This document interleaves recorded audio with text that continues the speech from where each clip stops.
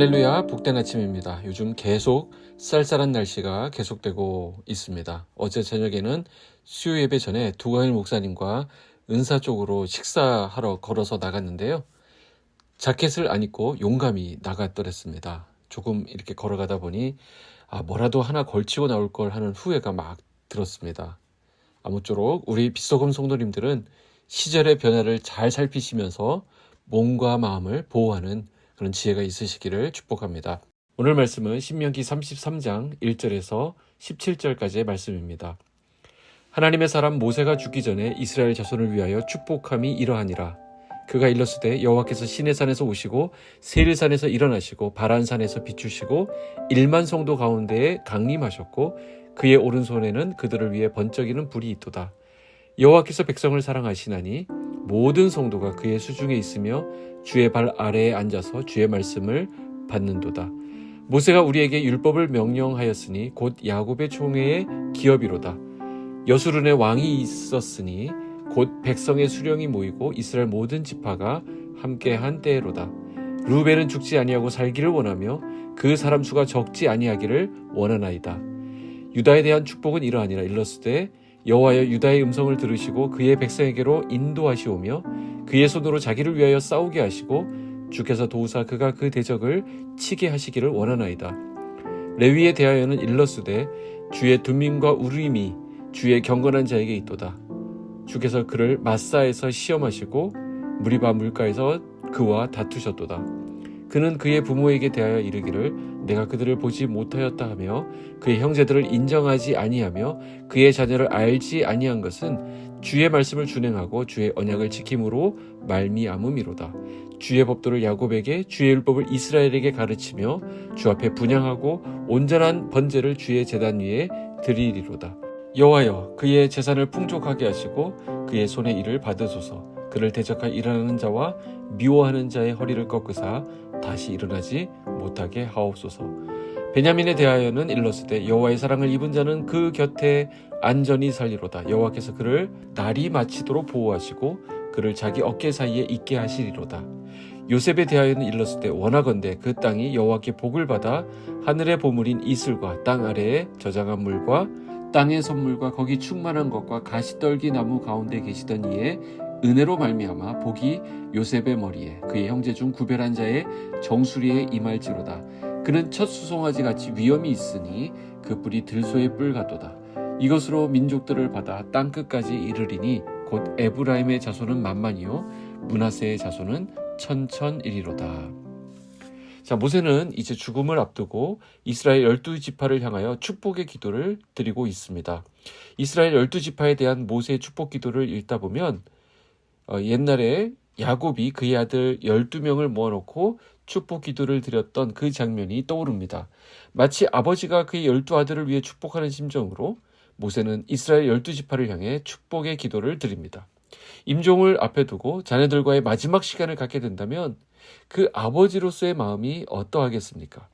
지난 40년 동안 메마른 광야를 지나오며 온갖 고난과 어려움 속에서 함께 동고동락했던 사랑하는 가족, 친지, 동료, 각 종족 지파들을 이제 하나님이 예비해 놓으신 가나안 땅으로 들여보내면서 모세는 그들을 향해 온 마음을 다해서 축복하는 것을 보게 됩니다.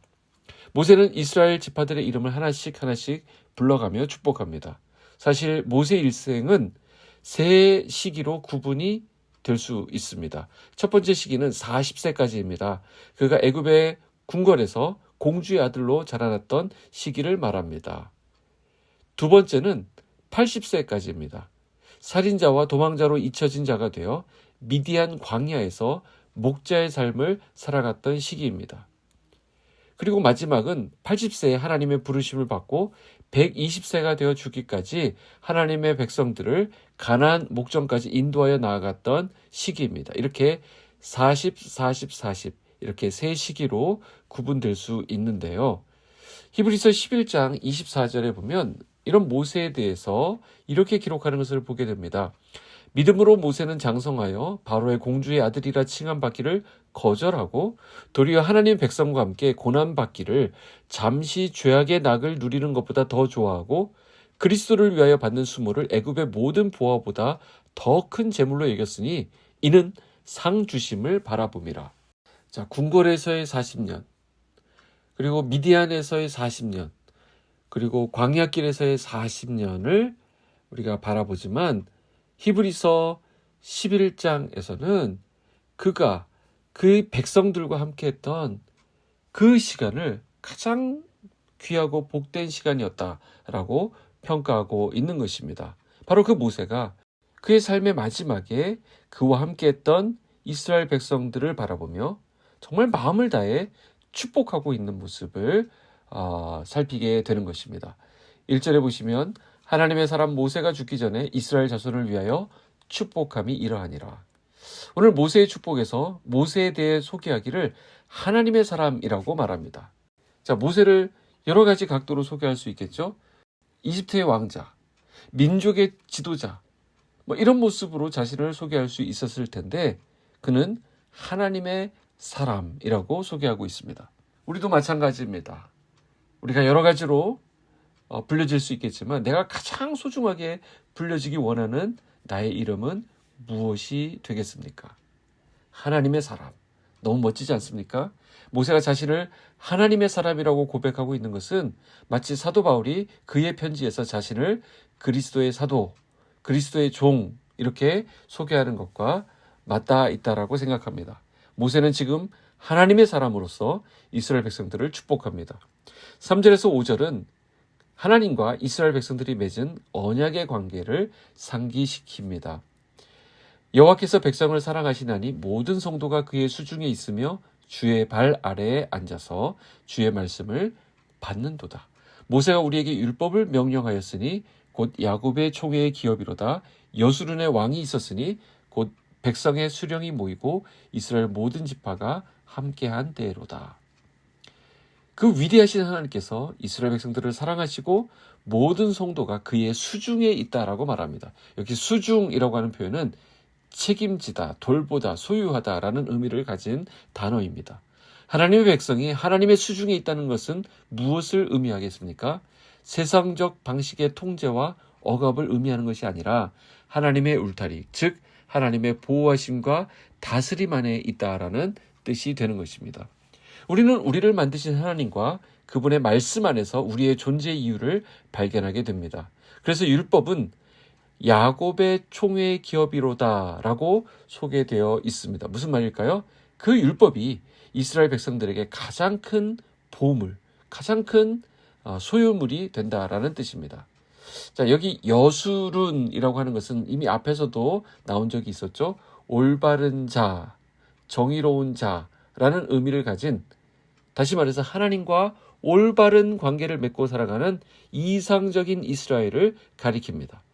자, 그리고 나서 이 각 지파에 대한 축복의 내용이 이어지는데요. 이 축복은 저마다의 형편에 맞게 주어지는 것을 볼 수 있습니다. 그래서 루벤에게는 생존의 축복을 구하고요. 늘 선봉에 서서 용감하게 싸웠던 유다 지파에게는 승리의 축복을 빌어줍니다.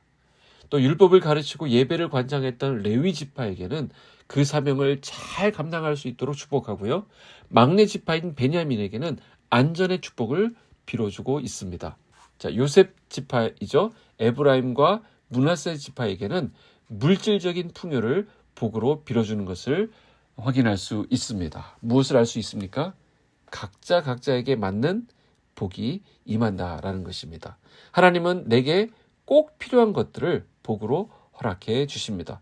오늘 이 모세의 축복은 이전에 있었던 야곱의 축복과 비교해 볼 때 다른 점이 있습니다. 야곱의 축복에서는요, 개인의 허물과 그 어떤 잘못에 대한 그 벌도 함께 언급하고 있는 것을 보게 됩니다. 하지만 이 모세의 축복에는 그런 형벌이 나오지 않습니다. 허물이 있는 사람과 지파들이 있지만 그것을 지적하는 것 없이 모세가 하나님께 구할 수 있는 최선의 복들을 간구하고 있다라는 것을 알게 됩니다. 우리는 여기서 이 모세의 넓은 마음을 보게 됩니다. 얼마나 모세를 속삭이는 일이 많았습니까?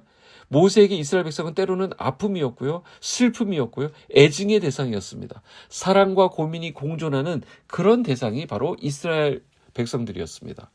자, 그럼에도 불구하고 모세는 자신이 영적 부모와 같이 이스라엘 백성들에게 이 축복의 말씀을 전합니다. 이 과거의 잘못에 대한 정죄나 심판의 말씀이 아닌 그럼에도 주어진 가나안 땅에 들어가 너희가 하나님의 백성답게 살아가며 복을 받기 원한다 라고 축복하고 있는 것입니다. 오늘 우리도 마찬가지입니다. 과거의 실수와 허물이 우리의 발목을 잡을 수 있지만 그럼에도 우리의 과오와 실수를 잊으시고 새롭게 격려하시는 하나님이 계시기 때문에 우리는 다시금 주어진 그 사명의 자리로 나아갈 수 있게 된 것입니다. 예수님을 부인했던 베드로에게 나타나셔서 주님의 양떼를 맡기셨던 것처럼 그 은혜와 그 사랑이 오늘 우리를 감싸시고 또한 새롭게 하실 것을 믿습니다. 용서받은 자, 은혜를 입은 자로 살아가는 저와 여러분의 하루가 되시기를 주님의 이름으로 축복합니다. 기도하겠습니다. 하나님 아버지 감사합니다. 우리의 지난 허물과 넘어짐에도 우리를 품으시고 일으키신 주님의 은혜를 찬양합니다. 이스라엘 백성들을 바라보며 끝내 그들을 축복하고 사랑했던 모세처럼 우리들도 내게 맡겨주신 가족, 주변의 이웃들을 끝까지 사랑하고 품을 수 있도록 주님의 은혜와 평강으로 우리를 가득 채워 주시옵소서. 은혜를 경험한 자로서 은혜를 베풀게 하시고 용서를 경험한 자로서 용서할 수 있는 힘과 그 용기를 허락해 주시옵소서. 축복의 말, 용납의 말, 세움의 말이 오늘 우리 입술에서 흘러나오기를 원합니다. 예수님의 이름으로 기도합니다. 아멘.